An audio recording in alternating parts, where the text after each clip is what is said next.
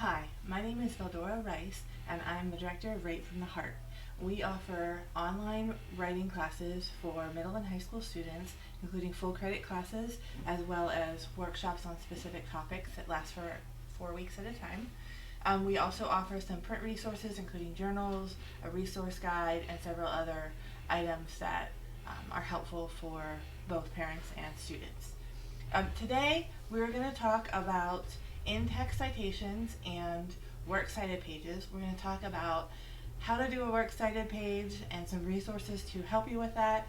We're going to be talking about what in-text citations are, and we're going to be talking specifically about the connection between the two, because I think a lot of students don't quite understand what are these citations and putting my sources in my paper for research papers, and what is this works cited and how are they connected and what do I do with all of this. So it can be really overwhelming if this is your first time doing a research paper, but citing sources actually helps expand what you can talk about in papers, whether they're research papers or smaller papers, essays that have sources that need to be cited for it. So we're going to be talking about how to do that. We will be talking mostly about MLA citations. I'm going to be showing you a works cited page that's in MLA format, as well as how to do the MLA citations. However, I will be mentioning APA, Chicago style, several of the other types of citations that you can use for that. But they're all pretty much the same. Some require footnotes, some require parenthetical references, which is what we're going to be talking about with MLA today. But the idea is the same for all of them. When you put a source in your paper, when you're referring to a source in your paper, you have to note somehow, according to that style, hey, I got this from somewhere else. And then at the end of your paper, you have to have some sort of list of sources that those footnotes or those parenthetical references refer to, so that if someone reading your paper wants to get more information or wants to check your sources or wants to read the article that you referred to, they can go there and find that source and find that information, and they can then go find that source themselves. So that's a big part of the connection is, hey, I used the source, here's where you can find it. That's kind of a big connection between in-text citations and works cited page. And again, the style might be different, but the purpose is the same across all citation methods. So we're going to be talking about how to cite sources, how to avoid plagiarism when you're citing sources, and the connection between the works cited pages. And again, you can apply that across the board, a lot of that stuff across the board. All right, so let's start by we're gonna work through a pretend research paper here today, so that you can kind of see how that works, what we're looking for, what sources to use, those kinds of things, or how to cite those sources rather. All right, so let me pull up my page here. All right, so let's say we're going to write a paper about Shakespeare. So we go and we find our sources, and if you're interested in finding more about that, I do have a video about finding resources for a research paper. But today we're going to be finding them real quick, and then we're going to be talking about how to cite them. So let's say we're doing a paper about Shakespeare. Oops. So we type in Shakespeare, William Shakespeare, we do our Google search. The first thing that we see that comes up is a Wikipedia article about William Shakespeare. I'm going to open this in a new tab and talk a little bit about Wikipedia and how you can use Wikipedia and how you can cite things. You do not want to use Wikipedia in a paper. Wikipedia is a user contribution site. You can see there's a login here, and you can actually make contributions. So people sometimes will put incorrect information in here, and you'll find incorrect information, and if you cite directly from Wikipedia, you might be citing incorrect information about that person. That's why Wikipedia has these little footnotes here. You can see there's a bunch of footnotes here, and I can even hover on it and it gives me the citation. The nice thing about Wikipedia, I do recommend that you go to it to find sources. Because of these footnotes, you can actually go to the articles themselves. So let's go down. I looked through this already, and I found one that takes us to a really good article. So let's say we want to look at this. There's this quote here that talks about Shakespeare, and he's that unique of a writer. He has something for everyone. And let's click on that footnote, and it takes us down here to the references page. And here's that footnote, and I can actually click on that and open that source. So if I really like that quote, I can actually find that quote in this article. I can use Control F, and I can find, I'll type in something, sorry, I made my computer bang, something for everyone. And there is that quote, and I can verify that that quote is accurate because it's there in that article. So I'm going to go ahead and use this article as one of my sources, but I'm not going to use Wikipedia. So I'm going to close out Wikipedia because I'm not using that as one of my sources. So let's look again at Google. I'm going to use this source as well. This next one down is shakespeare.org.uk. I click on it, and it takes me to a William Shakespeare biography, and this website is the Shakespeare Birthplace Trust.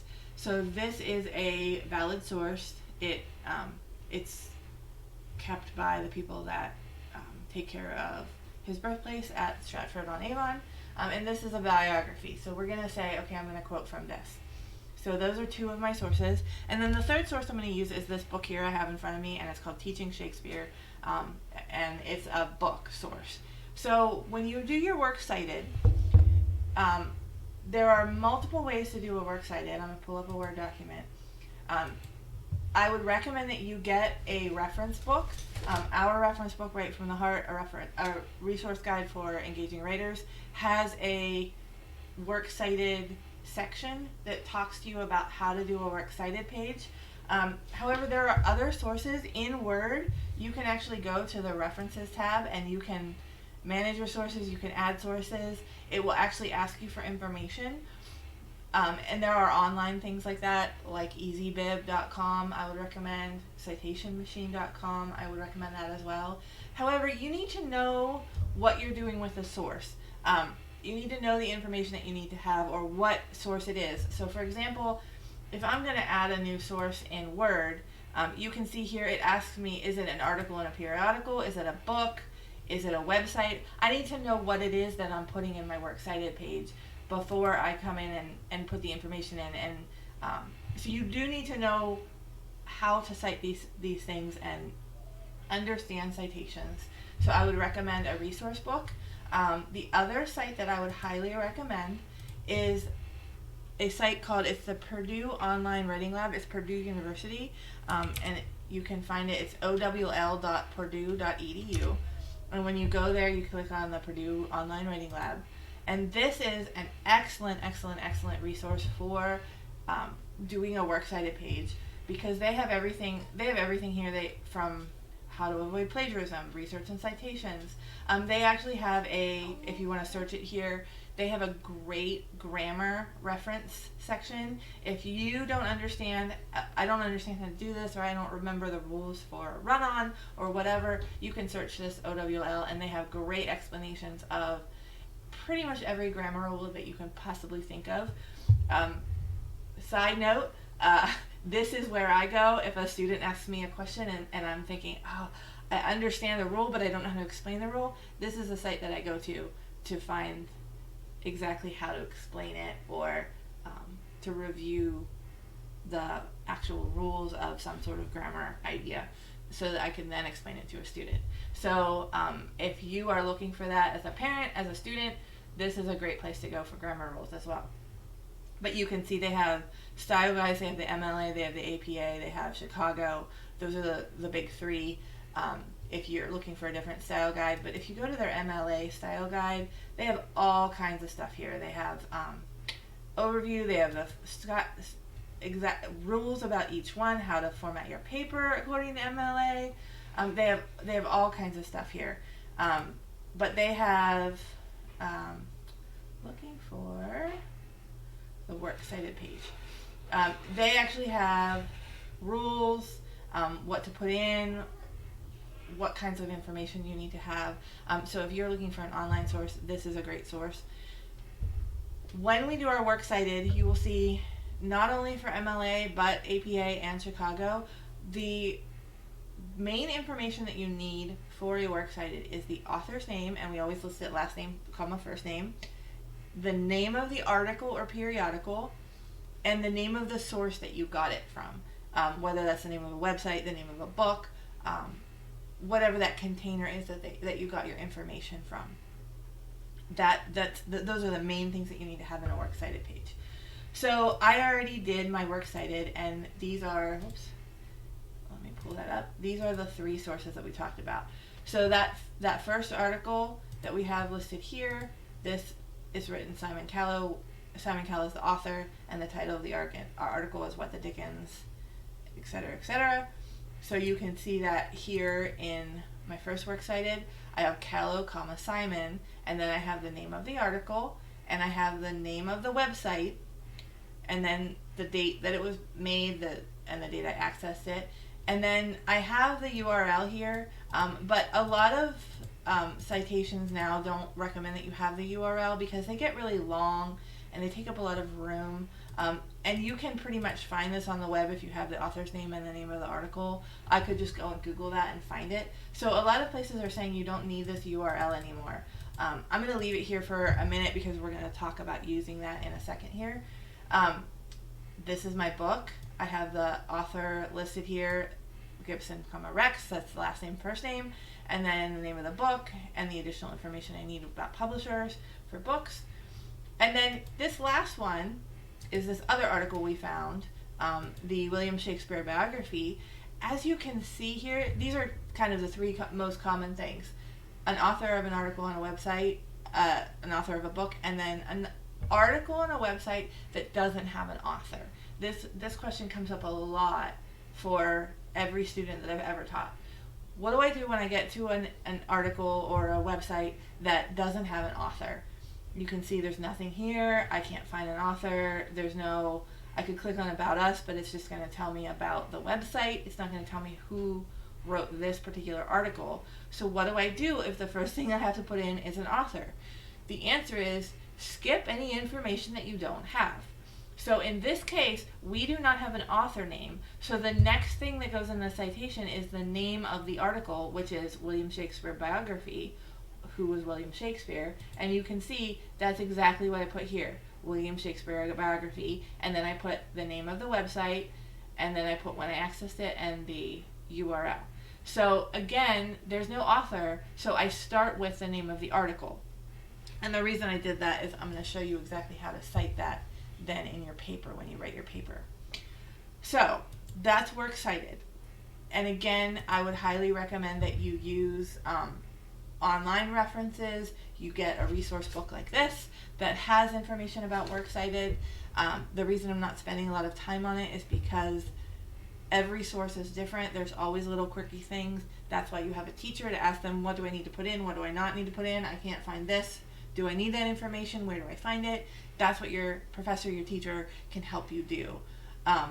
So I'm not going to spend a whole lot of time on that, but you need to make sure you have your works cited page done or the information there so that you know what to put in your citations. So we're going to talk about the 3 main types of citations, and those, I'm going to make this a little bit bigger here. Those 3 types of citations are paraphrasing, or summarizing is another way people say it, quotations, I can spell it right, quotations, it's hard to talk and type at the same time, and long quotations.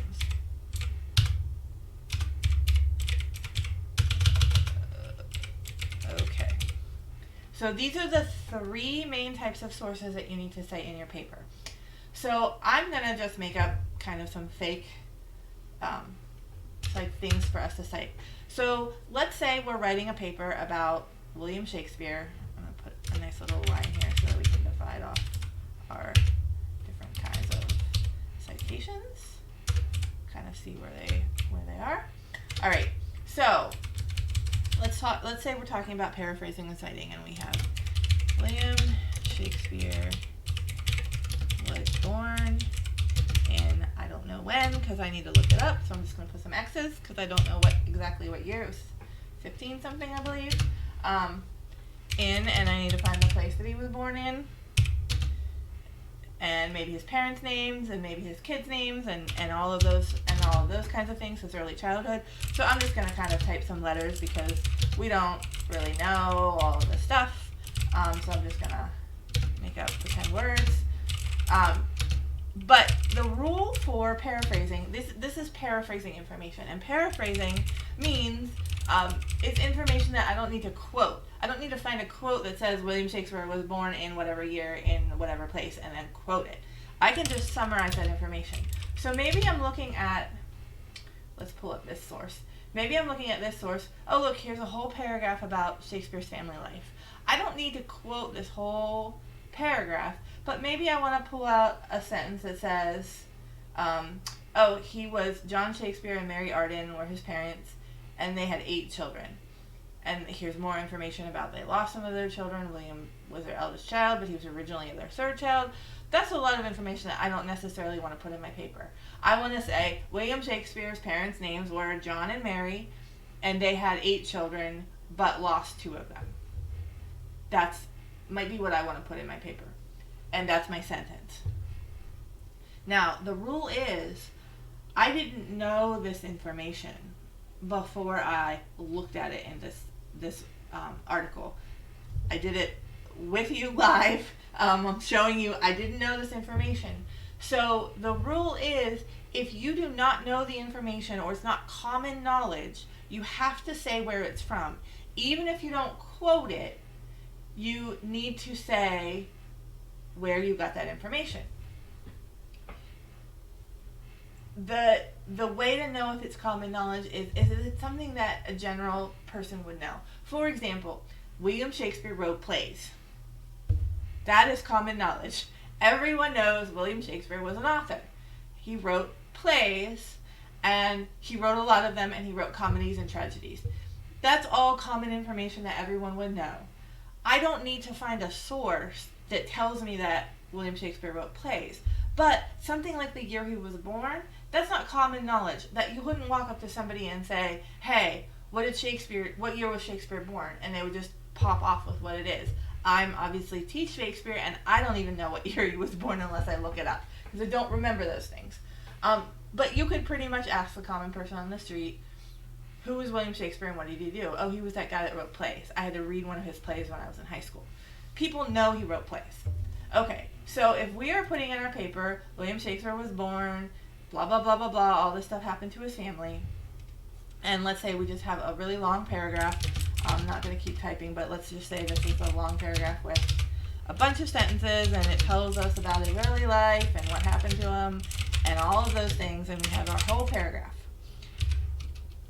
At the end of the paragraph, we have to say where we got all this information. This is something that people ask me a lot is, do I have to put after this sentence, I got this sentence from this source, I got this sentence from this source?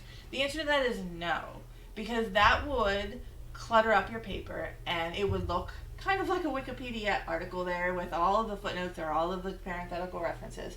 So the rule is, if you are paraphrasing or summarizing a whole bunch of information in a paragraph, it's okay at the end of the paragraph to put where you got that information. So for this paragraph, I got the information from the William Shakespeare biography. So here's the rule. Is we need to look at our works cited page, and the information that we put in our parenthetical reference is the first word in our, or first couple words if there's more than one thing, in our citation. So if I'm citing this article, I would put Callow in my parentheses. If I was citing this book, I would put Gibson. If I'm citing this article, I don't want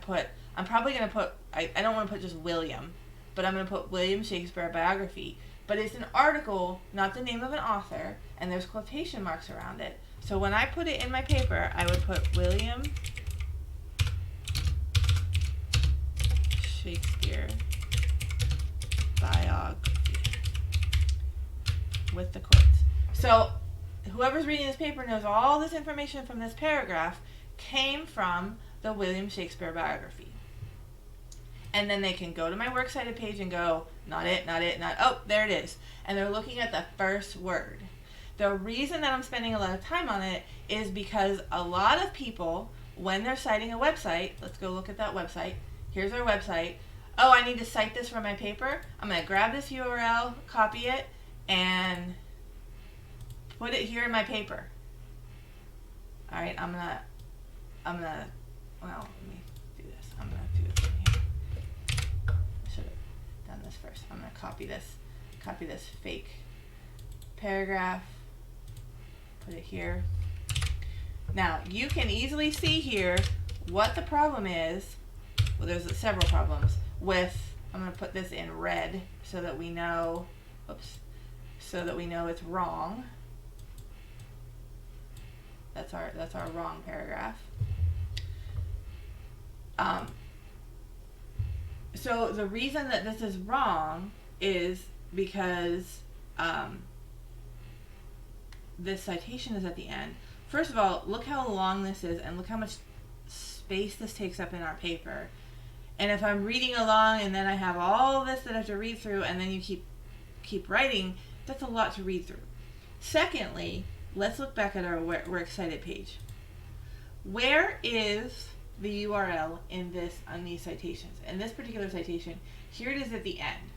So if I want to go back and I want to say, oh, I want to find the source that they use for this paragraph, I have to go https www.shakespeare.org.uk, blah, blah, blah, blah, blah. And then I have to look through your sources. And sometimes people have 10, 15 sources. I have to look through and be like, okay, wait, I have to go to the end of this, www.independent, nope, that's not it. That one doesn't have one. www.shakespeare.org. Oh, there it is. But sometimes you quote more than one article from a website. So you might have more than one that starts with www.shakespeare.org. That doesn't help me. But if I put the title or the name of the author, I can just look down here and go, nope, yep. That's the big problem with URLs. They're really, really long. They're not correct because they are not the beginning of your citation. They're the end of your citation.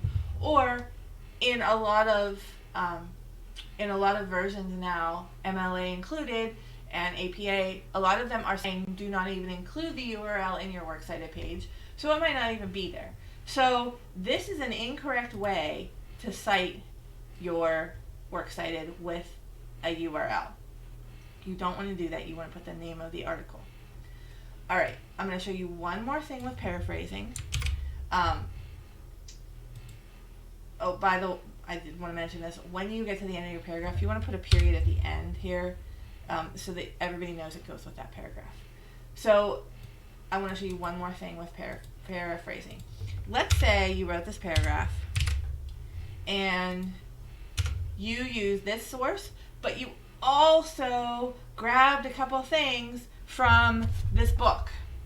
So we've got Teaching Shakespeare, and I grabbed some information about his biography from this book. What do I do now?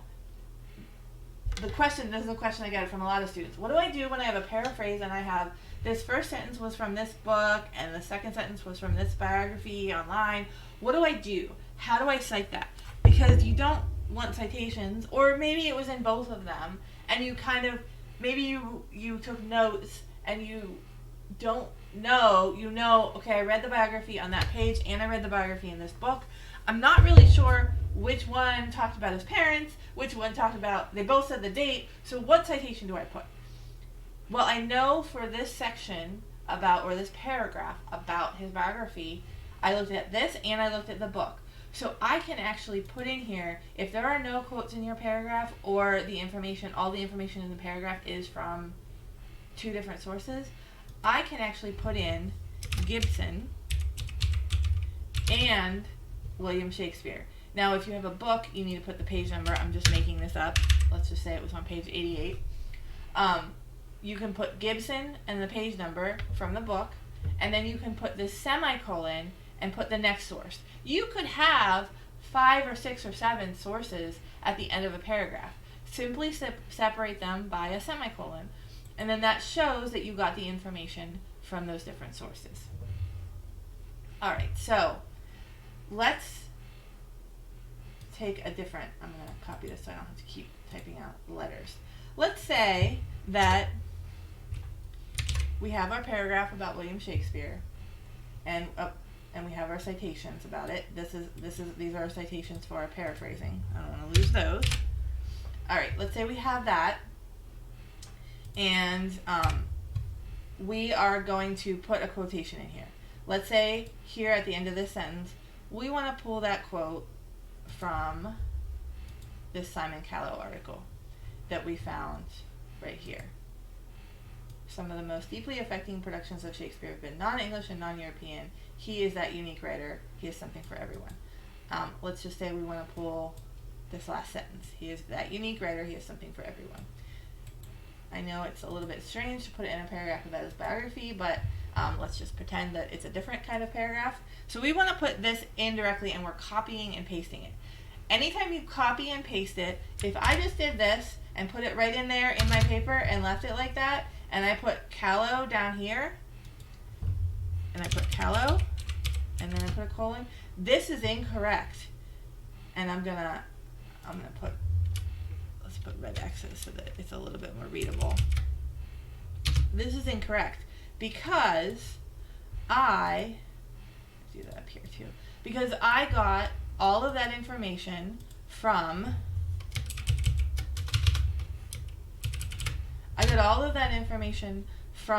a quote. So that is incorrect. I plagiarized this. So if I, as a teacher, went and saw, oh wait, this is an actual quote from a paper, I would tell you, hey, you plagiarized and you took that from somebody else's idea and you made it sound like it was your own, even though you put the source here, that these weren't your words and you didn't summarize them, you copied them directly. That is still plagiarism.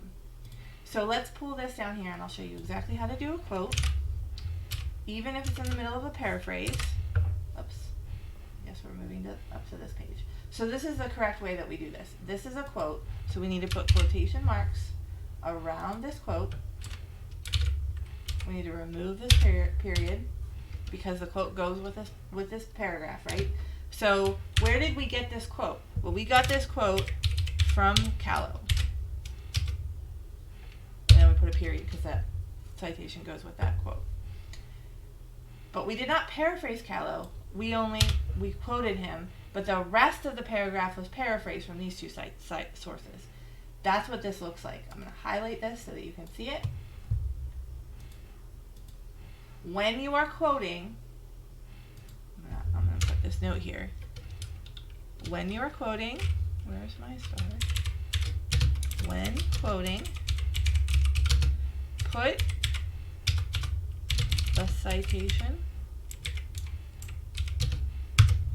directly after the, whoops, I spelled directly wrong. Put the citation directly after the quote.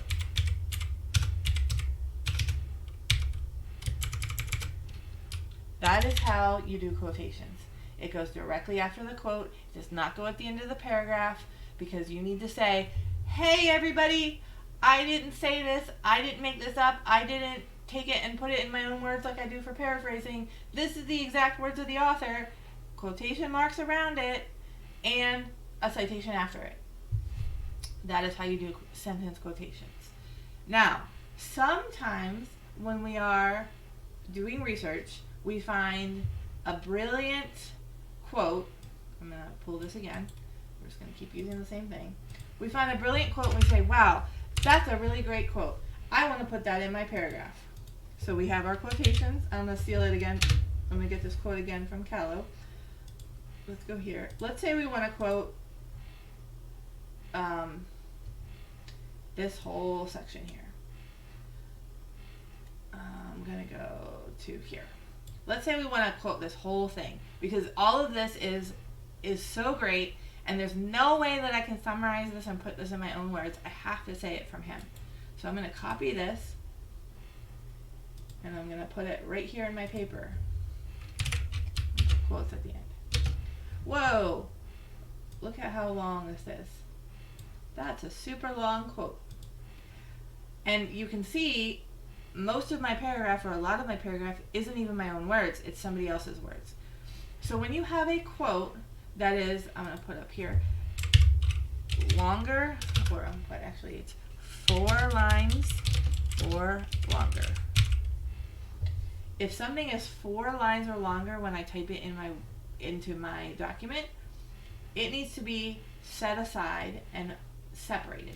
So what I do is I actually take away the quote, I make it its own paragraph. I'm putting paragraph in quotes. I separate out my words. I always begin and end this quote with my own words. I don't need this end quote either, because what I'm going to do here is I'm going to hit indent twice, and I'm going to indent it, and you can see it's indented. It's indented so that it's separated out from the rest of the paragraph. Now this sets it off, because here's my paragraph and here's this indentation that shows, hey everybody, this isn't my own words. And here again, I need to say that this is from Callow. So 4 lines or longer, you actually separate it out as its own quote, and you put it in indented. And again, you can still have your citations here if you paraphrase the rest of the lines before and after it. If those are from other sources, you can put those, have those ending paraphrases at the end.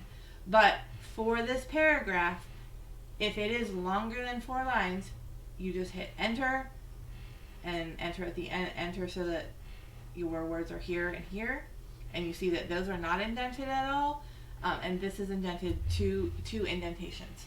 And that's how you do a longer quote in your citation. And again, we're putting the name of the author. For MLA, the only things that you need to have in your citation: information in citations. The only thing you need to have is the author and the page number. And you put it in parentheses and you put it at the end of your sentence. You do not put any kind of comma in between here or anything like that.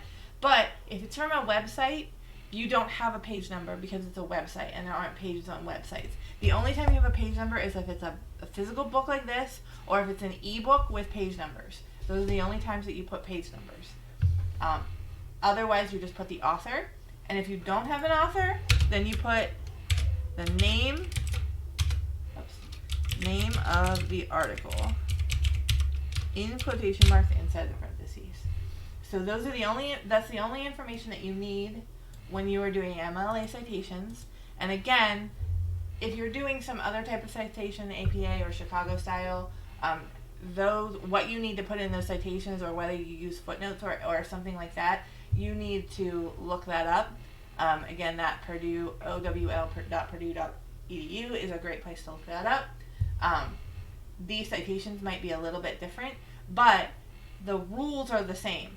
When you have paraphrasing, you put it at the end. You might put a footnote there instead of parentheses.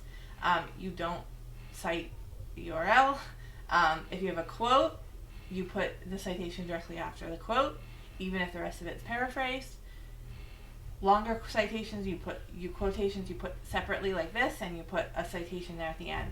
The rules for how you or where you put the citations are the same no matter what kind of citation you're using, but what you put there at the end, whether it's parentheses or a footnote or an endnote or something like that, those rules of what you put, this part of it right here, that's different depending on if you're doing MLA or APA or Chicago. But where you put it, these rules stay the same no matter what kind of citation formula that you're using.